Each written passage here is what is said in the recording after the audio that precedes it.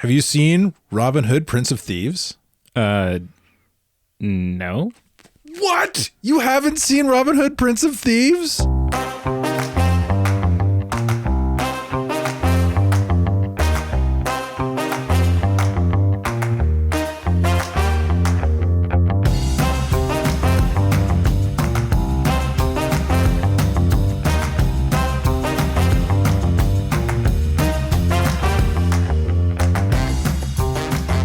Well, I did it.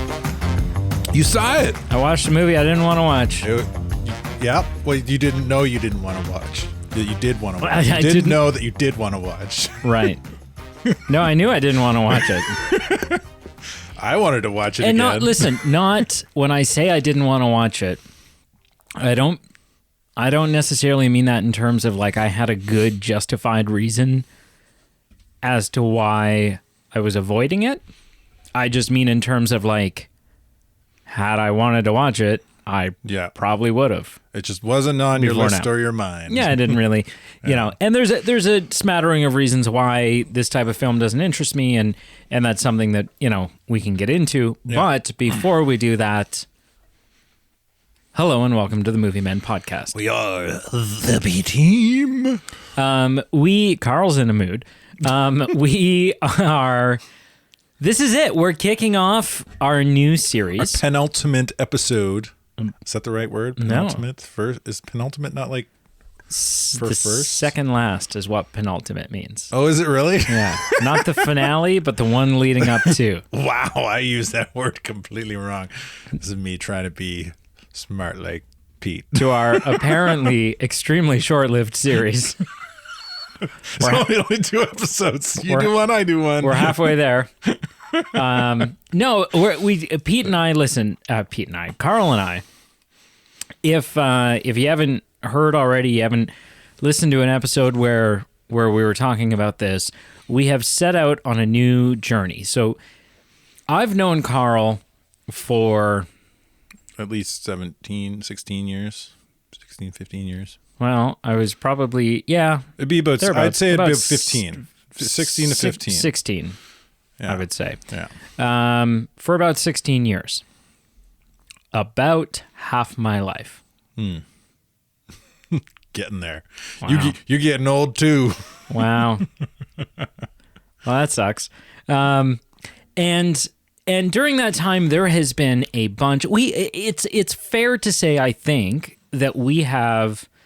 There's a lot of overlap in our movie tastes. A lot of overlap. Yeah.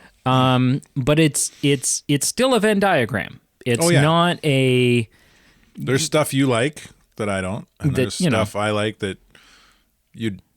I don't know if. Maybe we'll say you don't. I'm not an 80s action guy. Yeah, 80s, 90s action guy. Yeah. And so throughout the time that we've known each other, there's been several times where literally we have said to each other, "You've never seen that? Yeah. What are you, nuts?" Yeah. And then you've made me watch whatever it is, or I've made you watch whatever it is. I introduced you to Titanic. I introduced you to... Well, I mean, to be fair, I knew how it ended, so I didn't really need to watch it. Right, but then you watched it and you're like, okay, that was pretty good. That was all right. I introduced you to the sitcom Friends. I Yeah. got you into Friends. The TV show Supernatural. There's I been introduced you to a lot of Arnold. a lot of Arnold, but there's been this. You introduced me. The one that comes to mind whenever I think of this is you introduced me to Judge Dredd. You introduced me to Dredd. Did we watch the Seagal one? No, sorry, it's not the Seagal one. The Stallone one. Stallone one? I think that's the one we watched. Because the And then we watched the Carl Urban the one. Carl Urban one is way better. Oh, yeah. So much better. So anyways, we've decided to finally do something about it. We're like, hey, we're people who are Do constantly... something more official. Yeah, we're constantly wanting the other person to watch X movies, and we have a movie podcast where we watch and review movies. This is an excuse to do that. Yeah, and also bring you along for the ride. and also part of it was like, you know what, 2024 is a little slim pickings in terms of the streaming shows that you and I would normally watch and review. Yeah. And Which some are movies. which are typically things we don't watch together anyways. So we wanted an excuse to watch things together, and we wanted an excuse to get you more, not just like the movie news and shitty MCU show guy. We wanted to get you actually into and having you be a part of the movie men, as opposed to, I put emphasis on the word men there where I should have put emphasis on the word movie.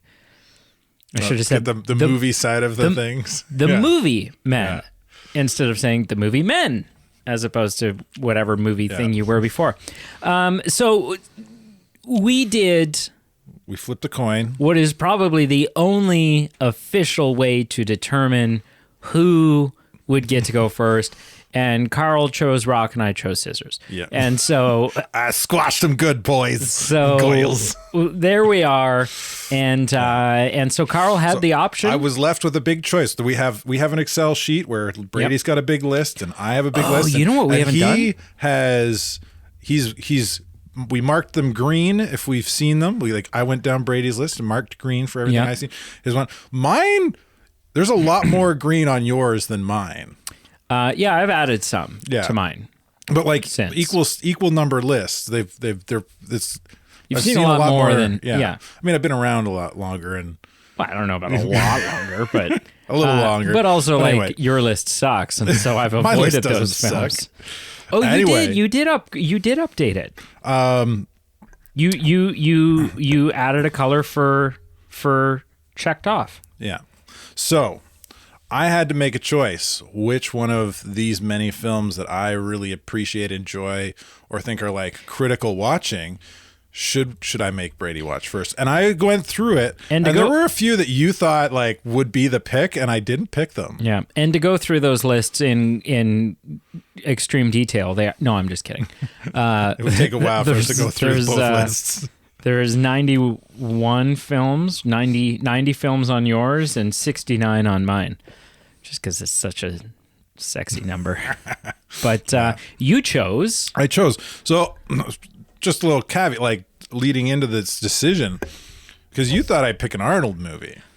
I kind of thought it would be Last Action Hero. Yeah.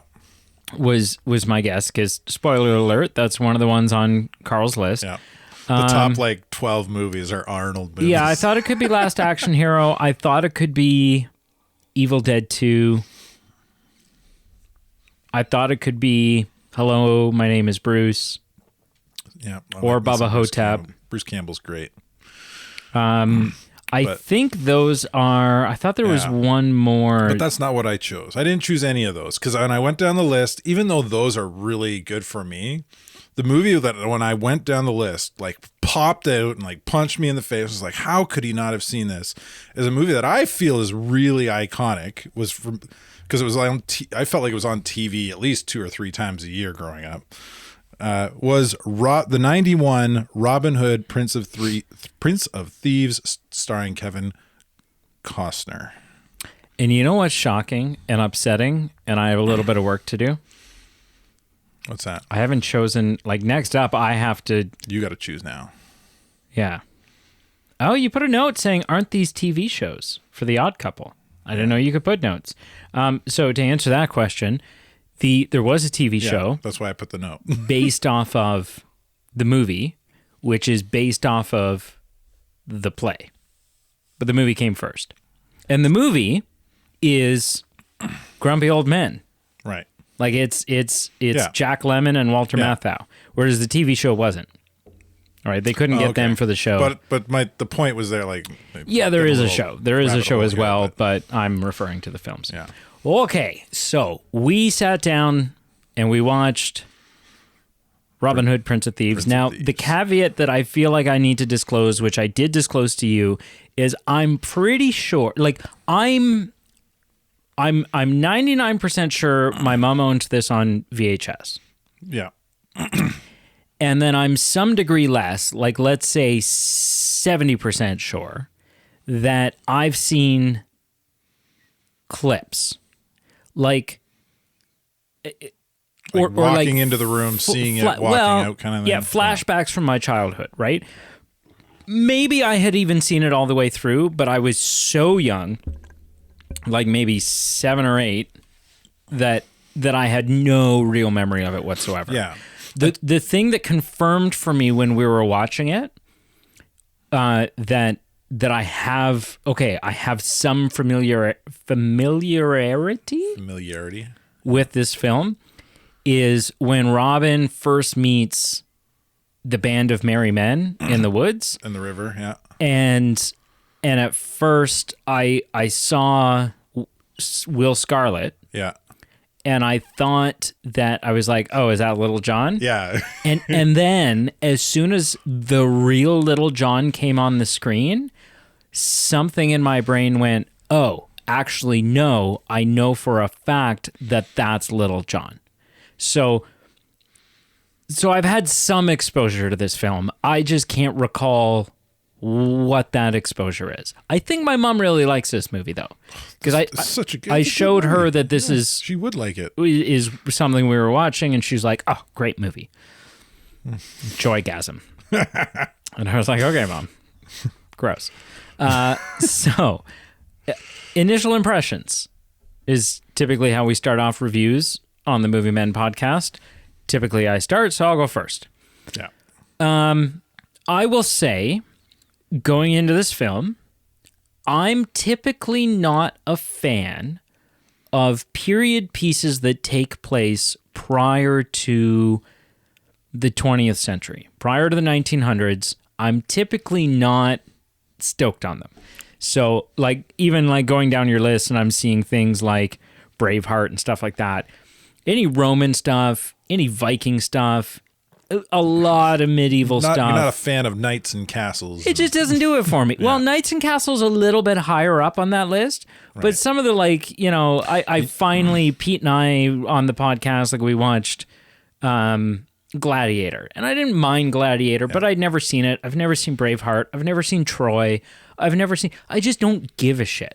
It just, for whatever reason. It's not an era you're super interested in. No, and typically I find those movies, you kind of have to be, because they the good ones try to go so historically accurate that it's not often dumbed down for a modern audience. And so you're like, I'm watching the movie and I'm like, okay, I get what he's saying, but I have no grasp on what the political landscape or political whatever, I don't know what's going on right now. I'm not, I don't get it. You don't know who King Henry IV is and what his deal is. Well, I know, King Henry, but I know who King Richard was. Obviously, that's but so that's a caveat going into it. This kind of fits into a category of the type of film that typically I'm not that interested in. Right.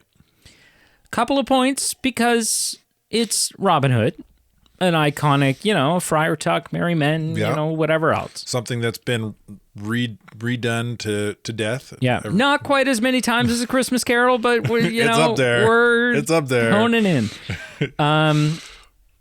I think the first 30 minutes or 40 minutes of this movie.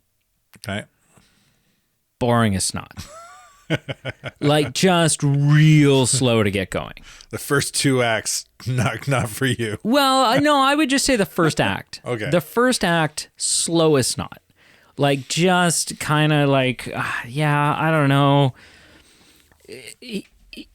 It's kind of dry. There's some humor in it, but it feels like humor of the it seems like medieval humor almost. It's like, oh, I don't know, was that a zinger in the in the 1300s? I don't know. Right. And so just real boring. And I was like, it's just enough intrigued to be I was contractually obligated to watch it, so I wasn't going to shut it off. But I was like, okay, there are the embers here for greatness. But for the first 40 minutes, I was like, this is completely on par with my experience with this type of film. Just I don't know. Then it really ramps up and it gets good and super enjoyable. I would say there's almost this turning point when Friar Tuck is introduced, because he's a comedic relief character. Yeah. And very much. Yeah. but it's not just him who's fun. Like, other people start becoming funny too. And so I feel like it's almost like between the first and then the second and third act, there's this switch that flips, and it becomes less dry, the medieval. Sheriff of Nottingham starts losing his mind a little bit, becoming kind of humorous. And so from about 40 minutes on, I thoroughly enjoy this film. Not enough, I still don't know if I'm like, oh yeah, this will become, I'll watch it again in a couple of years. Maybe not. Like, if someone else brings it up and says, hey, do you want to come over and watch this? Then, we're having a movie night with some friends. I'll be less put off by the idea of it now. I'll be like, oh yeah, okay, cool. Mm-hmm. But I don't know, like, I don't feel the need. When you discover a great film and then you feel the need to show it to others? I don't feel the need to show it to other people. Right. But I enjoyed it more than I thought I was going to, especially from who cancels Christmas? We'll get into that. That's a whole level of dickery that is, Anyways, Carl, what are your initial thoughts on this film? Yeah, so for me, this is a movie that I've seen numerous times because, like I said, I remember at least once a year it being on TV for Saturday night movies, whatever. How the TV channels always had a movie playing in the evening on a weekend or something. Now, was there any parental influence? Like, is this something that like they're into? Well, it was probably what my dad likes, westerns and this stuff. Like, he's not a huge movie buff, but he enjoys watching movies. Sure. And I would say this is a movie that he really enjoyed probably watching. Okay. But yeah, like if it was ever on TV, we watched it. Right. Okay. Right. If we were home on a Saturday night and it came on the TV and it was a reduced version because of commercials. Yeah. Yeah. And I don't know if that's something. Sorry, finish your initial impression, and then I have I have a hot take to hit you with. It was something that I've seen a number of times. I always really and unlike, do you own it? No, I don't own it. Okay. But unlike you, this is kind of these settings of kind of fantasy swords and castles and knights and even if it's high fantasy with wizards, right? Yeah, see, that's my cup of tea. Yeah, like Tolkien high fantasy, and yeah. So like fantasy, historical fantasy, and I love that stuff. Braveheart, and all those movies you mentioned. Yeah, oh, they're fun. I love watching that stuff. Oh, I was like, I had like my Legos were like the knights and castles stuff and the western stuff and yeah. So I really like that stuff. Then there's the 80s action stuff, which is a whole nother ball of wax, but yeah. So this, and it's, as much as I know about it, it's a classic. Right. Like, I don't think if you asked anybody about it that's seen it, they would not say it's bad. They would say, oh yeah, it's a good film. It's a great film. It's worth watching. You should watch it. So when you watched it this time, did you notice anything different? I mean, it all seemed the same. There were no moments where you're like, I don't remember this I don't remember this moment. Well, I've seen the full like non-TV versions of it too. Okay. Right, like I've rented it. Yeah. So you're talking, you made comment to like a TV version being edited down. Sure. Is that what you're gonna? So I'd say there's three versions of this film. There's the TV version, which is always edited down for commercials. Yeah, and to not take up full lot. Then there's the version most people know, the theatrical version. It's probably the one on the Blu-rays, the DVDs, the VHSs, the whatever. We watched the extended edition. Oh, really? And so I'm willing to bet, I would wager you probably haven't seen the extended edition before, which means there was an extra 12 minutes in the film that we watched. Do you have notes there on what the 12 minutes comprises of? I can pull them up real quick. Because nothing stood out to me. Robin Hood, Prince of Thieves, as being like, oh wow, that's a crucial plot point I never extended cut didn't remember. differences. Okay, so the theatrical cut to the extended cut. I imagine there are small conversations and extended scenes, maybe. So the things that are added. This is really okay. So the extended version of Robin Hood, Prince of Thieves, which adds an extra 12 minutes. The sheriff's cousin reports to Lockley's arrival. Both versions miss something here. The entire scene has been changed, rather, blah, blah, blah. The cut starts exactly the extended version. In the extended version, after the scene for orientation, there is something completely different. The camera goes past. So this is the scene where the sheriff's cousin reports of Lockley's arrival. After getting his butt beat at the tree. Yeah. The camera goes past the statue of the sheriff and zooms in at the wall behind it. In the wall, there are a small peephole through which the sheriff and cousin are being watched. You can see a somber blank eye through the hole. Later, you find out it is the witch who had raised the sheriff. We know that. But the final... so you just see... So that's in the original edition. But you get a tease to the eye earlier on. Like it goes past the statue before the reveal towards the end of the film. In this initial scene, it like pans past and you do see an eye sitting there waiting and watching. It's kind of a... the eye moving around. Kind of a foreshadowing. I definitely remember seeing that in the past. That didn't seem like a new scene, watching that eye. So there's a new scene with the witch. In the extended version, before the scene in which Robin visits Lady Marianne, yeah. In the church, dressed as a homeless person, you see an entirely new sequence. An altar made of stone on which countless intestines and accessories lie appears on the screen. Okay. A hooded figure with a coat is standing in front of it performing a ritual. After finishing it, throws away a coat and turns out to be the sheriff of Nottingham. He is chewing on a bone with raw meat. So that raw meat scene where I commented and I was like, man, sheriff likes his steak raw. Yeah.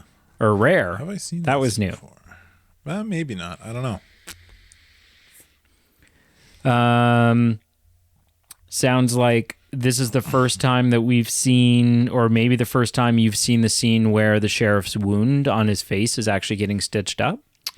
No, I've seen that. Have you? So maybe you've seen the extended version. Make the stitches small. So maybe you've seen the extended. I've definitely seen the extended edition at some point. Okay, cool. Because all that, even the guts, intestines one sounded familiar. Like none of it seemed new to me. So yeah, I must have seen the extended edition. Well, I failed once or twice because I was kind of hoping during the movie that you'd be like, "Whoa, what's this?" So interesting trivia /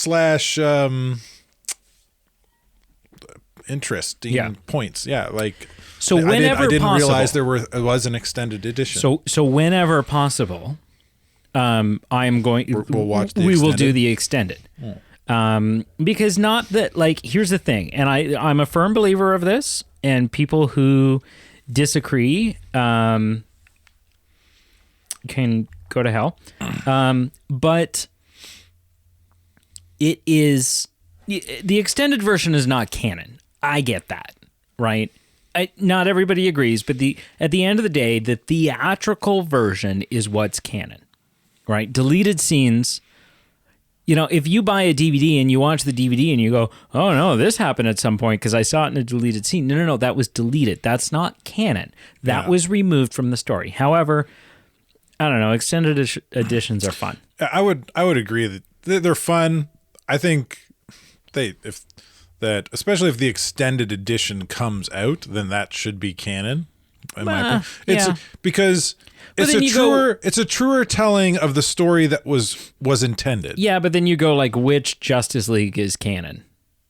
Really, it's not the one that you want. It's not Zack Snyder's Justice League. But my point is that like extended editions are a truer telling of the story that was intended to be told, because Originally, the screenplay gets written. It's more accurate to the script. Yeah, the screenplay gets written, it gets turned into the script. They shoot all the scenes, and then they decide, okay, this scene is making the movie too long. It doesn't really add anything. Yeah, you know what? Even though it might have some more often than not, in it or something. more often than not, when they remove scenes, it is because they realize that what this scene explains or shows you has already been explained by this other scene, which means this is bloat. Yeah, it's just more foreshadowing or more telling of the story, more exposition, or like hammering home a point, which isn't necessarily always bad. But when you've got to trim the story down to fit in within a certain time frame, it makes sense. It makes sense. But again, my point stands, I think. So we have cast-wise, we have Kevin Costner, the man, playing Robin Hood. Yeah. Papa Kent. Yeah. Man from Waterworld with fins. Yeah. He's also in. I was going to throw a third thing out there, but I don't really have a. Yellowstone. The guy from Yellowstone. Jim Garrison from the JFK movie. You know. What else we got here? Field of Dreams. Fandango. Yeah.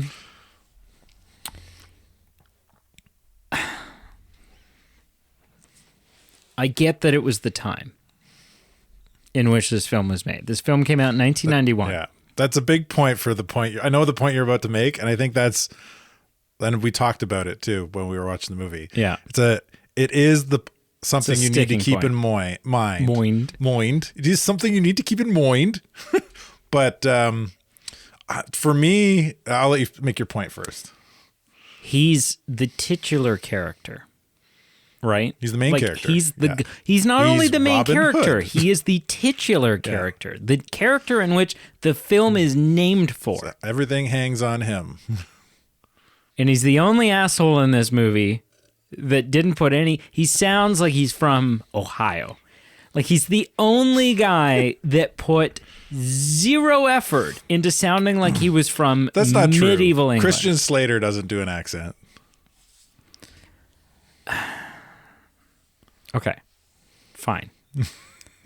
But still, it was a little, it wasn't. And listen, I don't know the production reason behind this. I don't know if it was like, well, he's Kevin Costner and he doesn't want to, so just let him do it. I mean, I don't hiring him for his acting skills and his his name, not his ability to put on an English accent. I don't really know that at this point. Like, how big a name is Kevin Costner in 1991? Yeah, I don't know. He's got a bunch of credits. He's always been a pretty big name. Yeah, he's got Chasing Dreams. He's done Chasing Dreams, Field of Dreams. Well, the way that you can answer this question easily is if you look at the main poster for this film in big letters, almost as big as the title of the film, it says Kevin Costner is Robin Hood, Prince of Thieves. His first credit on IMDb is 81. So he's been acting for 10 solid years and had several leading roles. Yeah. Okay. The Untouchables. So listen, I don't know if it's just them saying, hey, you know what, it's Kevin Costner and he doesn't want to, so let's not make him. Or if it's Kevin Costner and they wanted him to, and then after hearing him do it, they're like, okay, maybe... Right? Maybe he just couldn't. That was going to be a counterpoint I had. Like, maybe he just can't do a good accent. Maybe he English sucked. accent. Yeah. And at which point it was going to kill the film. You drop the accent completely. Yeah. Right? Yeah. But for me, it was jarring. For me, it was a little it was a little... Eventually, you get over it. Yeah, so you mentioned it, and I was like, oh, yeah, I guess that is kind of a thing. But I completely forgot about it. You get over it. Like, very quickly, it was just like, oh, well, whatever. I mean, I didn't even notice like 15 minutes later. and I think it's one of the, like, okay, so it's weird because it's jarring at first, but ultimately I think it's one of the things that helps the film and sets the tone of the film as a film that is not it's not a straight up comedy, but it also doesn't take itself detrimentally serious, right? It's not trying to be this like historically accurate, like super like down to the bone. Like this is the spoon would have been on this side because in medieval England, right? Like it helps set the tone of like. Yeah, we're just trying to tell a fun Robin Hood story. Like we're it's not a historical fantasy. It is just a straight up fantasy. Yeah. It's a fantasy story set in medieval England. We have Morgan Freeman as Azim. The man. And he's great in this. Oh, he's awesome. Morgan Freeman's great in everything he does. He's great, and they did do a good job of portraying the fact that, like, you know, we look back to the 60s and the 50s a lot, right? Or even the 1800s. And we talk about black people in that time and sort of the white perception of the, you know, whether we be talking about slavery or, you know, the Martin Luther King stuff, the I Have a Dream. Like, it's a shitty history. Rarely do we get to have a chance to go back as far as this and place a black character in that era and hear things of like, referred to as the painted one, right? And the little kid asks Azim, like, did God paint you? Right? Like, why do you look so different? And I mean, and part of that is that, like, we were less well-traveled. And do you know what I mean? Like, there's a very good chance, going back far less as far as the Robin Hood time, but especially you go back to like Robin Hood time, and there's a very good chance. I mean, you never leave the country. You live to be 80. Yeah, you've never left the country. You probably haven't traveled 100 kilometers or miles from your home. Most where people, you were born. yeah, because it's a real bitch to do so. You got to go on horseback and, you know, whatever else. And so there's a real good chance if you're living in that time in England, you've never seen anything other than white bread, right? Like that's what you know. And you haven't read books on black people. You don't know anything about Africa. Black people haven't come to your city or your town or your village, right? And so they do a great job, and Morgan Freeman does a great job. Mm-hmm. We have Mary Elizabeth Mastrantonio. Mm-hmm. There's Marion. Mm-hmm. I don't know her from anything else. I mean, apparently she's in Scarface. I haven't seen Scarface. Really? Yeah, I've never seen. But yeah, Scarface is one of those things you don't have to have seen to still get a good grasp of Scarface, just because there's so much like. She hasn't done a lot. She's done a lot of TV. Say hello to my little friend, right? And I've been to Cuba, so like the whole movie takes place in Florida. Yeah, but he's Cuban. Yeah. Right. Yeah, she apparently was in 4 episodes of the Netflix Punisher show. Yeah. Anyway. But she's not... she wasn't a face... Not a huge name. She wasn't a face that I saw and went, oh my gosh, so-and-so's in this. Yeah. But I thought she was great. Huge name before? I thought she was good. She sells the part for me. And then my man. The real man. The real man of this film. Servius Snape. Oh, yeah. Or Severus. Servius? What the hell am I? Severus Snape. I'm not a Potterhead. You're not a pothead? Alan Rickman. The late, great Alan Rickman. Yeah. Redeeming himself after appearing in Die Hard. Such a... he knocks this role out of the park, too. He's so great. Like, he makes you hate this character so well. Like, in all the best ways. Oh, for sure. Yeah. And not that far into, like, a lot of people don't realize Alan Rickman's first film is Die Hard. Oh, is it really? It is. Wow. Prior to that, he is a stage actor and has done some TV. But he's like, and I don't just mean stage actor. Alan Rickman gets his start as a Shakespearean actor. Right. Right? Doing Shakespeare. Yeah. And so so this is only 3 years after his film debut. Alan Rickman, at this point, really, because I'm looking at, like, he does Die Hard, plays some guy named Ed in a movie called The January Man, and then TV series, and then in like a couple of small little... At this point, Alan Rickman, aside from playing Hans Gruber, is not a big deal in this film. He's really not. And it's kind of one of those interesting things because you go through and you look at the films in Alan Rickman's career. And you look for iconic stuff. And I'm telling you right now, and some people disagree, and sure, that's the case often, right? Like, what's big to you is not big to me, and so on and so forth. Yeah. It's part of the reason why we're doing this. But Die Hard, right? Robin Hood, Prince of Thieves. Then there's kind of a bit of a jump to 1999 with Galaxy Quest. And then here's the thing, and this is going to piss people off. And that's fine. Go to hell.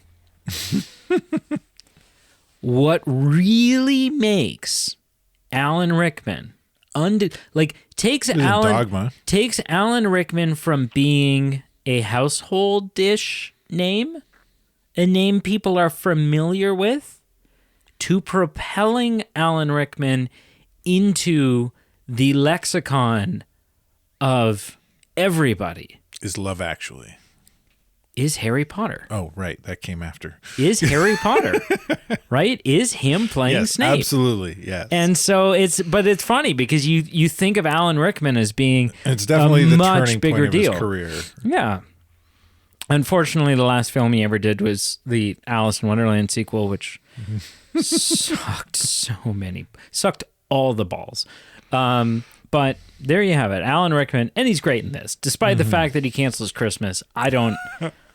Threatens Christmas is canceled. Threatens to cancel Christmas. He doesn't get there. He's not in charge long enough. We have Christian Slater. Mm-hmm. And here's the thing. Because I know Christian Slater as he is today, it wasn't until about 10 minutes ago that I realized that Will Scarlet was Christian Slater. Because he's so young. Yeah. He's a little baby face in that. So, and he was great. And he has a lot more, he has a lot more to do in this film than almost even Little John does.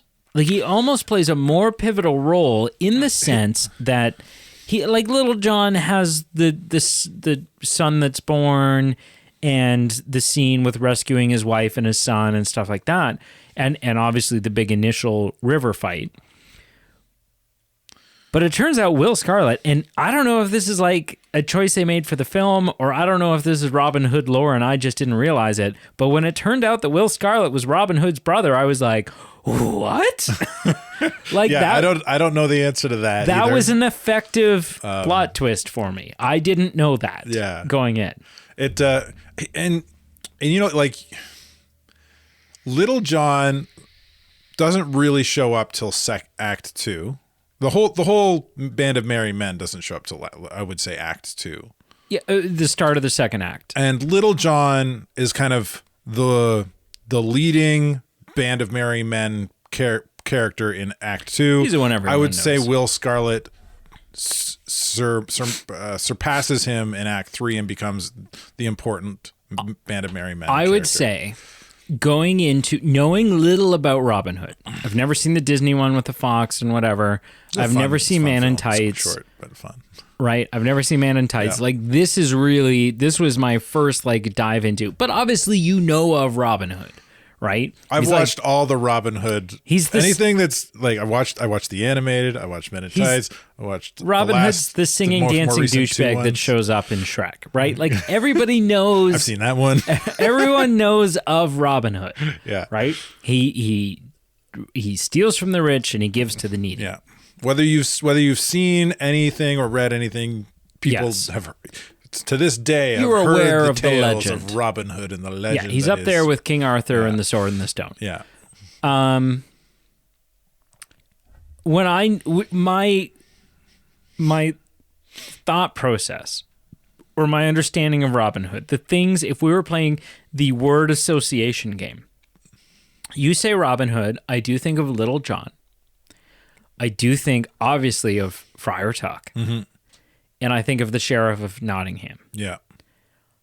I was aware of I knew that Will Scarlet was a thing, but I don't know that I would have immediately associated it with Robin Hood. I didn't know necessarily that that was a Robin Hood thing. Same thing with Lady Marian.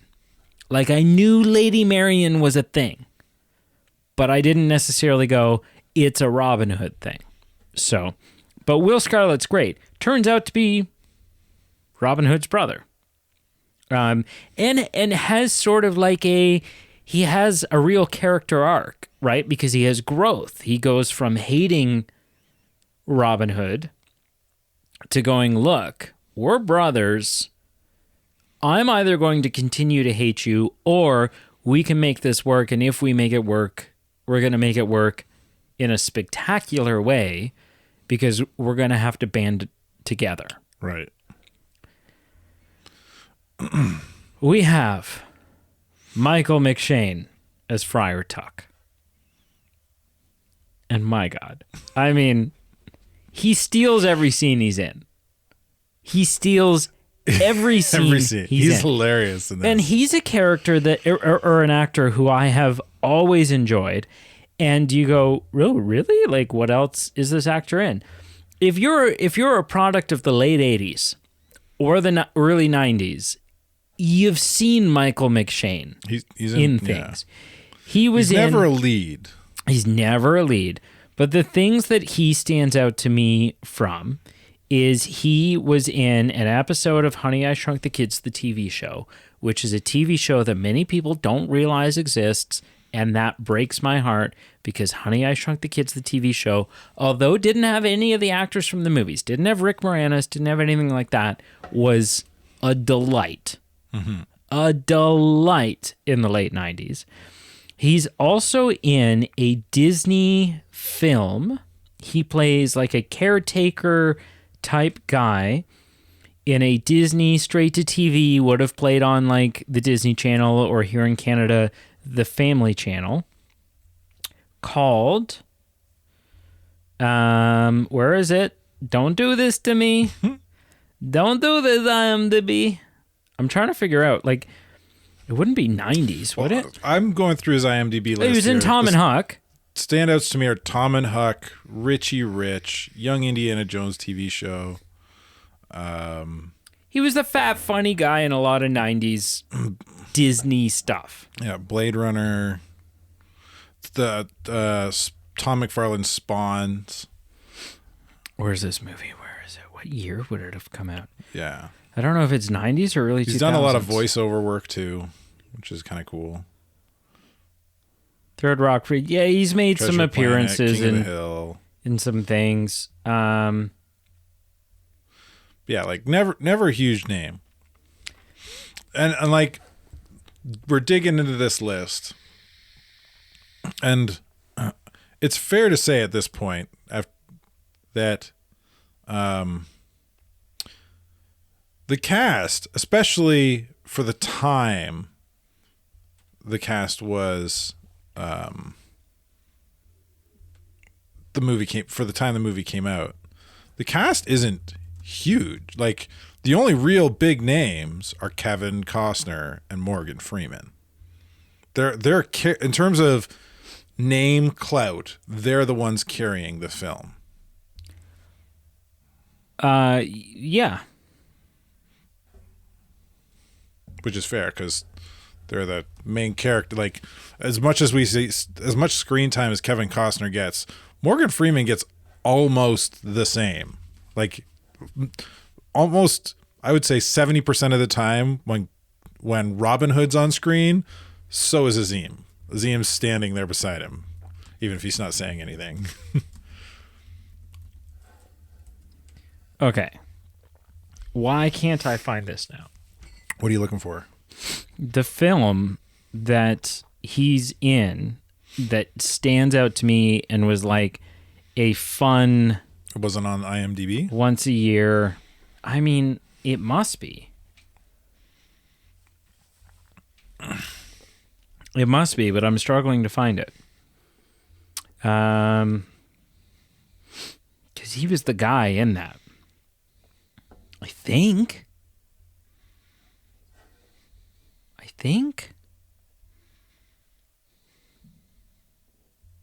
I mean, he must not have been.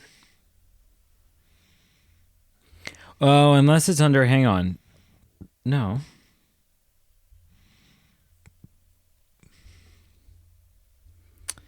Hang on. This is driving me nuts.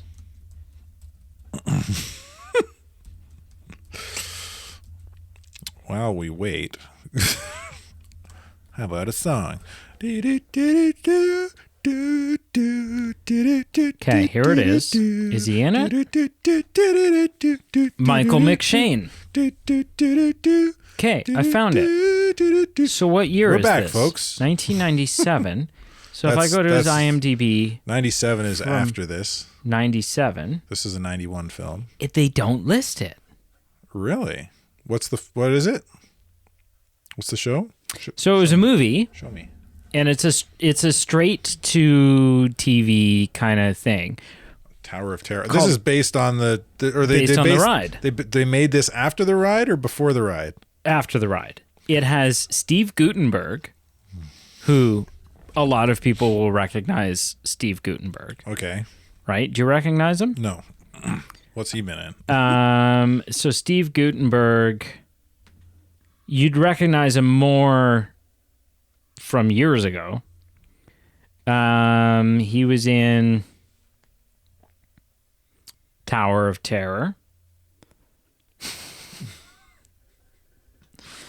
Police Academy 2, 3, and 4. And the first one. Right? Like, hang on, let me pull up a younger... He's a comedy actor. Usually. Too. If he's in all the police academies, he's a comedy actor. What's his name? Steve Guttenberg? Here. Look. Wait. This guy. Okay, yeah. I'm pretty sure, isn't he in... you get to the 90s, isn't he... Is he the guy from Short Circuit, or am I? Anyways, you showed me the older picture. I recognize him. So from Police Academy. So he's in that. A young Kirsten Dunst is in it.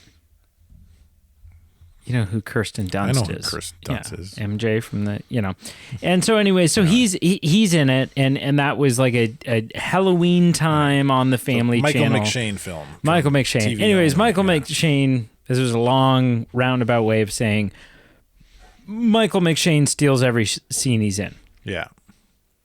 Every scene he's in this. Yeah.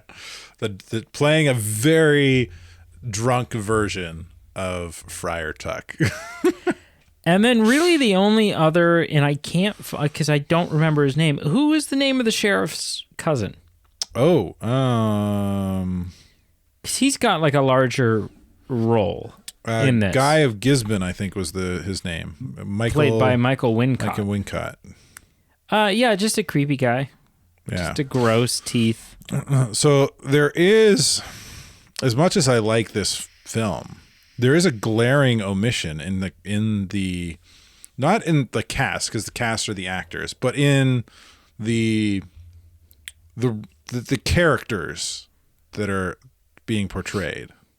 Do you know who it is? I'm guessing you don't, because it doesn't sound like you're that familiar with Hang on. Robin Hood lore. Iconic No, you can't Google Robin it. Hood. That's cheating. Googling's cheating. Characters. Googling is Friar cheating. Tuck, Little John, Will Scarlet, Prince John? Prince John. There is no Prince John. Who's the because the tiger? The sheriff of Nottingham usually answers to Prince John, and Prince John is who sheriff like Robin Hood and the sheriff usually go at it head to head, but Prince John is his ultimate nemesis. Is who he's really fighting against. So they've cut out that character, kind of combined the character of Prince John and the Sheriff of Nottingham for this film. And do we know why? I don't know why. No. But essentially that's what they've done. They've given Prince John is Sheriff of Nottingham in this film. Sheriff of Nottingham is normally just the strong right hand of the prince, while the prince rules the country in the king's stead. So the prince in the story, I've never read the actual novelization of the original authors. It sounds like you should. I should. I really should. I see you pulled it off your shelf there. I was like, oh man. Like a few years ago, I read. My mind keeps going to Free Willy. I didn't read Free Willy. Free Willy. White Whale. Help me out. Moby Dick. I read. I remember an unabridged version. It took me a whole year, but it was great. It was really fun. It's a thick read. It's like the unabridged version. There are several chapters that read like a textbook, a chapter of a textbook. So they're dry, but it still was really fun. I think like in terms of wanting to read something iconic like that, I think maybe Robin Hood should be the next one on my list. So it's very interesting that they took because Prince John's role, from my understanding, is always to usurp the throne. And for this film, they've given that character trait to the Sheriff of Nottingham to kind of cut down on I guess streamline the story.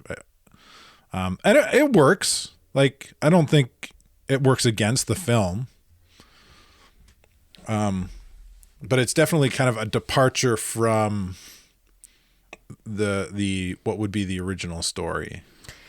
So I'm reading up on this, and Robin Hood is one of those really interesting, because it's one of those, Robin Hood is one of those tales that we don't have solid proof of. Yeah. But people have debated for years and years and years, Whether like it's actually centuries, a historical figure. Whether he was a guy. Yeah. We talked a little bit about this. Was it before or after? Or during? And what's interesting is,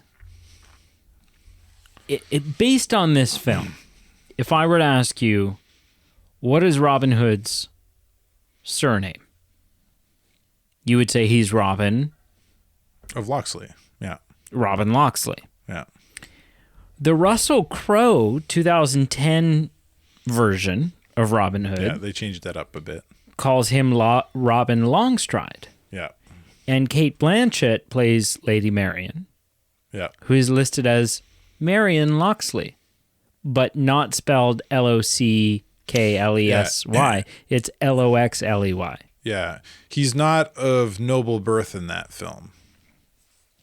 And so, but it's just interesting. It's been a while. Sorry. I just want to caveat there before somebody screams at me that he is. That's what my memory tells me. Okay. I could be wrong. It's just interesting that like Mark Strong is in it. Yeah. It's interesting that he's, Robin Hood is one of those figures that, like, we talk about the book that I have on my shelf. Yeah. But it's one of those scenarios where, like, the book itself is predated by ballads and poems. Yes. And it's just finally someone gathered it all and made a book, right? Like, it Robin Hood predates the book. Yeah. And so it's kind of one of those things where, like, well, what is Robin Hood's true last name? And it's like, well, we don't know. Not really, because no. we don't, like... Yeah, like it could be Robin of the Lock, or like it could be just Locke, right? Like there's a lot of different kind of ways you could take what his last name could be. But when we were talking about this, yeah, again, before or after, during, I can't remember. But I read recently a little short article about how some historians were kind of looking into the idea of Robin Hood and essentially kind of where the folklore comes from. And they're kind of coming to this article said kind of this group came to kind of a conclusion that it's likely that Robin Hood was never a single individual. It wasn't even a title, really. It was just groups of not necessarily connected, but groups of bandits that stole from the rich to help others. So I don't know. Anyway, history's fun, Whatever it but may it's be. not our movie. No. Moving on. So what? I mean, to me, that feels like the notable cast. Yeah. It hits all the right notes in terms of a Robin Hood story, even without Prince John, because, like we said, Sheriff of Nottingham fills that role. Right. So what question or questions do you have for me? I mean, this is you showing me a film. And if I'm thinking about what film I'm likely going to show you first, and how I would want to structure that episode, and there's probably some questions, a little bit of spoiler alert. I'm probably going to ask you, like, did it scare you? Right. Did it freak you out? And so there's questions, and so it only feels fair to extend to you, what questions do you have for moi? Well, I feel like some of those questions have already been answered. Like, did you like it? You kind of answered that. Like, it was. Yeah, it was a slow start. Takes a bit to get there, but I had fun. Another to that slow start point. I think that's also kind of, for the end of its era, I'll say the end of its era, typical film, because films in the 80s and past beyond the 80s were a lot slower in that aspect. They took time. They took like a slow burn build to the climax, where today's films they throw it at you all at once. So I think that's again like a of the era kind of thing. But you enjoyed it, so yeah. I guess the one question that I don't really have, but I think the fans need an answer for is, what did you think of King Richard? Oh my gosh. Right. I skipped that in the notable cast. Our fans need to know. And for those who haven't watched the film yet, this will be fun for you. Spoiler alert. I mean, that should be. What do you think? That should go without saying. What do you think of our king? I can't do his accent. You do the accent. What's funny, because Pete and I just reviewed. We just reviewed Planet of the Apes, and this voice came up and was a reoccurring. This is a reoccurring thing on our show. I look across from me and I see a small figure of Saruman the White, who was almost played. Looks just like him. Or Gandalf was almost played by him. But yeah, he does. Well, what I think of this film is that there's definitely. I'm butchering this right now. There's definitely a very serious cameo that shows up at the end. And that cameo is none other than Sean Connery. He's not even credited on IMDb. Who plays King Richard. Who shows up and he says, listen, if this is going to be a wedding, I'm going to have sex with some woman on a boat. Otherwise, these nuptials are not sanctioned by the Lord Jesus Christ. For the record, he doesn't actually say that. He doesn't say that. But he does kind of say, like, listen, because they're at the point of the wedding where they're like, if anyone has a reason why, blah, which they don't do anymore, by the way. Most people don't do. But he goes, yes, listen. Hello? I'm the king. This is my niece. I have something to say. I think it's absolutely right to hit women. Oh no, that was his Barbara Walters interview. Goodness. Sorry, I'm getting my Sean Connery things confused. Come on, stay on track. Stay on track. He says, Focus. "Listen, I only condone this marriage if I get to give away the bushing bride, right?" Yeah, and that's so. Sean Connery shows up. Yeah, and it's just kind of like the King of England. With a thick accent. I know. He's just like, listen. Speaking of not trying to do an English accent, here we have Sean Connery. I am the King of England. With not an English accent. Please, pay no heed to the kilt. That was a gift on my travels away.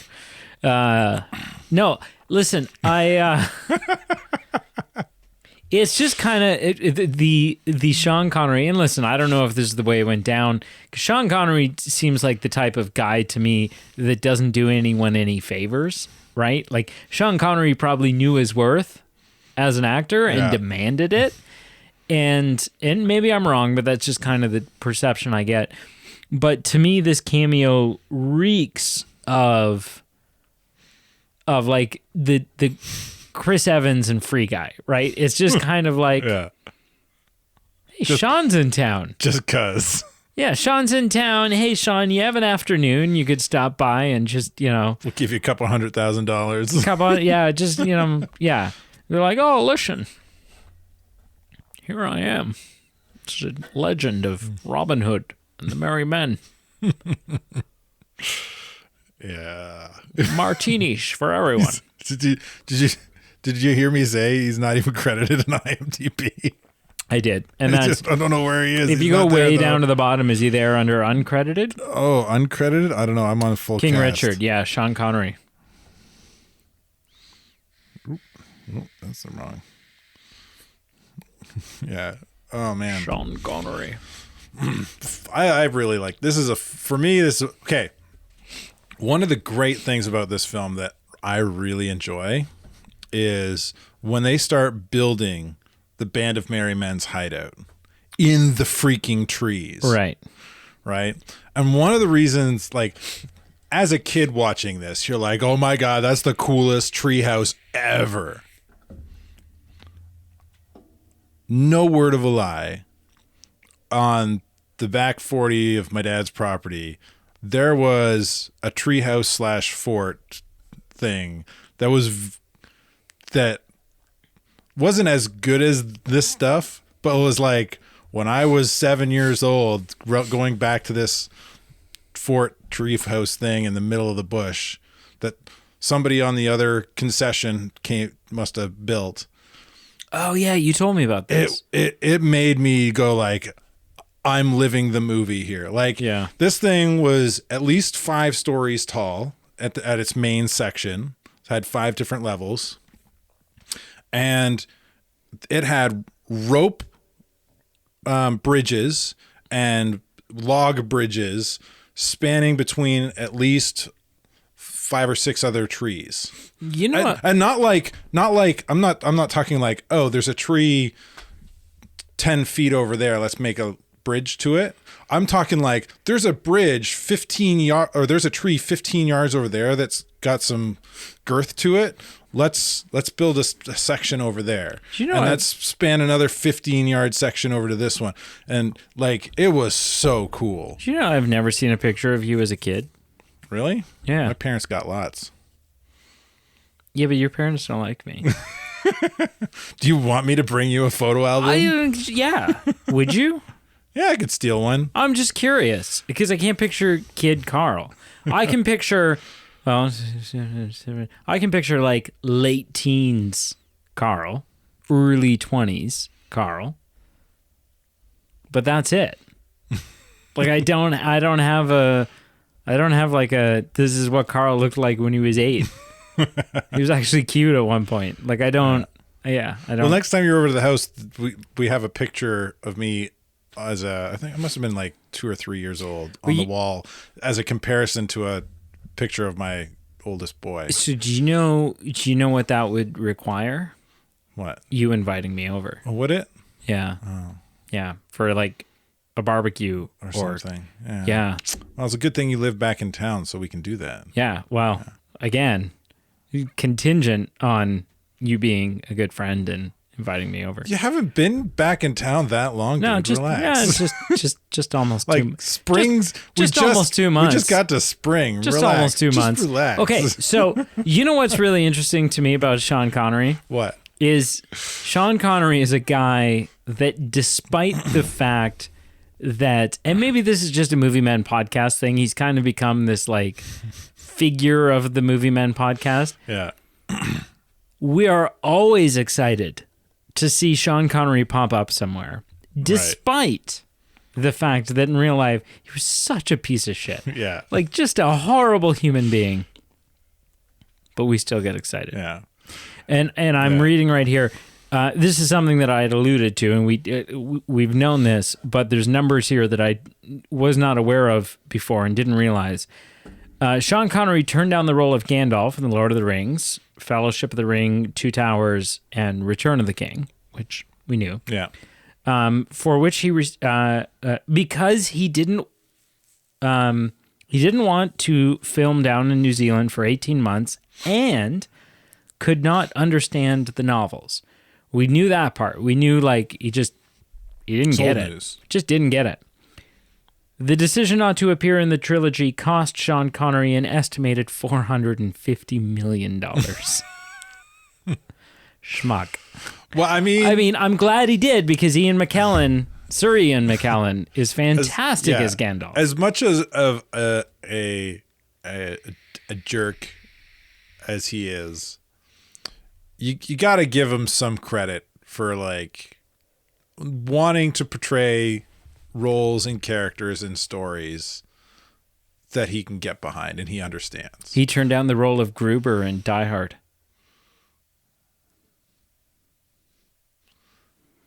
Probably for the best. Talking about our Alan Rickman connection. Yeah. Anyways, I think all in all, it's a good film.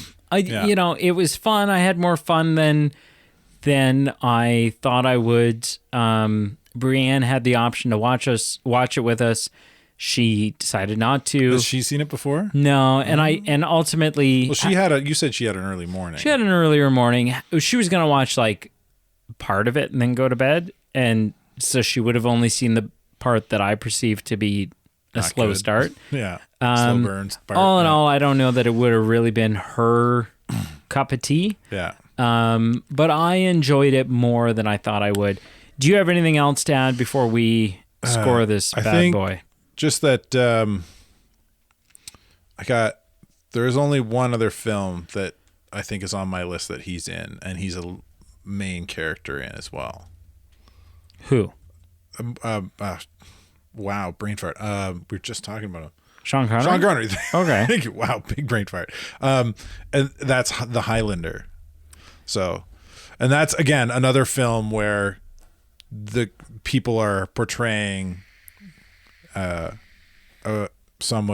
person of a certain nationality, but not doing the accent. I mean, what nationality? Like in The Highlander, isn't that a Scottish thing? The Highlander plays, I think it's a Scotsman. It could be an Irishman, but he's an Englishman. He's an English actor, and he doesn't do an accent. And who is? The Highlander. Who plays Highlander? I can't remember. Isn't that? And then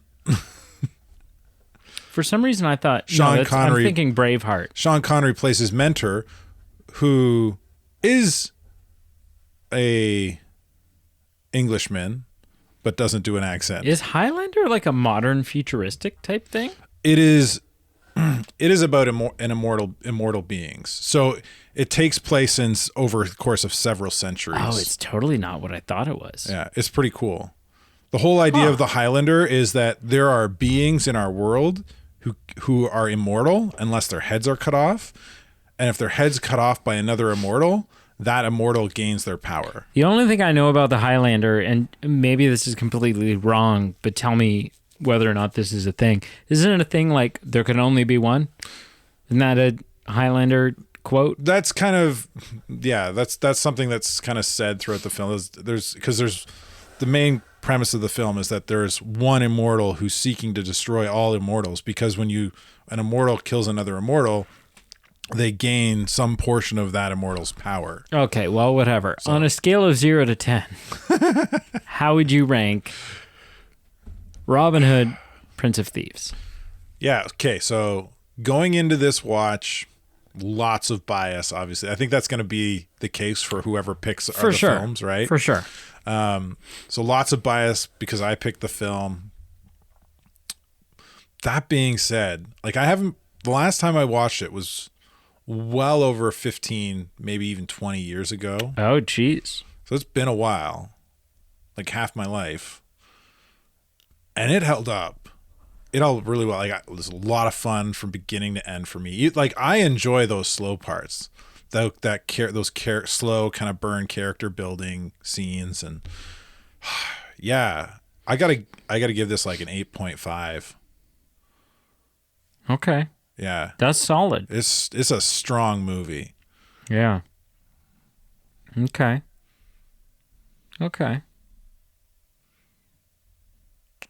What do you think? I'm kind of scared to ask a little. I know you said you liked it, but I'm kind of scared to ask. I'd give it a 7.2. Oh, wow. Really? I thought you were going to go a little lower. No, I'd give it a 7.2. I think it's good. I think if this is your type of film, and you haven't seen it, then you need to watch it. Oh, yeah. Yeah. If you're really not into this type of thing, it could be hit or miss. You might be pleasantly surprised, or you may watch the whole thing and go, nah, it wasn't, for me, it's not my type of thing, but it hit just enough of the right notes that I was able to find enjoyment in it. I won't give it a 7.5. We're not going to reach that 3/4 to perfection mark. But yeah, I would. It's a much more positive review than negative, and I think it'd be much higher if not for the first 40 minutes. You didn't enjoy that slow burn build. Yeah. Yeah. Thank you so much for listening. Make sure you check out our Facebook, Instagram, and Twitter, all listed below, or X, whatever the hell that's called now. Check out our Patreon page, where for as little as $1 a month, you can support the show and get some fun perks in return. We're ramping up. There's a camera in this room. We're not recording with it now, but there's a camera over there. No, but I'm thinking about like maybe a new Patreon tier where like the news show has a video component. Oh, yeah. I don't know. Let me know let us know in the comments if I don't know. Do you want to watch our ugly mugs or just listen to our silly voices? Yeah. And right now it's just one camera, but eventually there'd be a camera here pointed at you and a camera there pointed at me, and it'd become this like camera B, camera B, camera C, camera B. And, I don't know. And check out the fact that we do indeed have merch. Yeah. I think with the launch of this now, there needs to be like, you haven't seen blank shirt. Yeah. That could be good. What was the other one we were supposed to make? Oh, the greatest invention of all time. Greatest podcast of all time. It's the greatest podcast of all time. Yeah. Yeah. I got to get on these. Yeah. It's time-consuming shit, man. Time-consuming.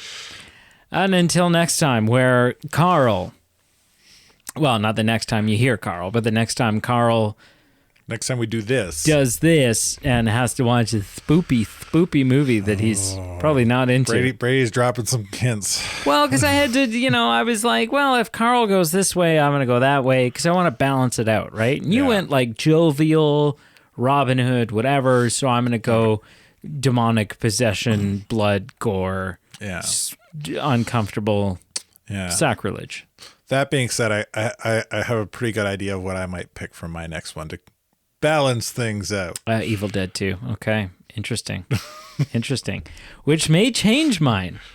Because on You don't my, know. How do you know it'll be Evil Dead 2? so That's on not- my list of things that I'm gonna get you there's to a lot of watch at stuff some on my point list. is like the 2013 Evil Dead remake. Oh, good. Which is very upsetting. It's very different It's from what the I've only heard. film that I've ever watched all the way through where I was like, I'm not scared. I'm just upset.